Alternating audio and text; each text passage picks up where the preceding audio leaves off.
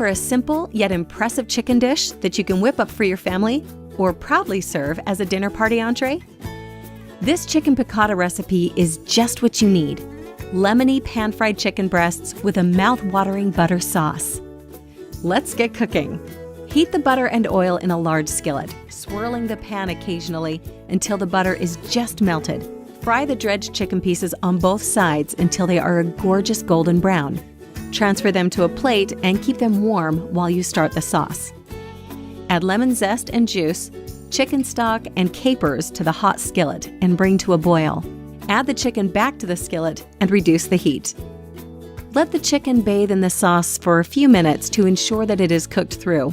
Add butter to your skillet and finish your sauce by whisking the ingredients together until the butter is melted.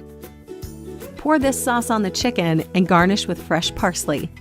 For the most dinner table raves, serve your chicken piccata hot.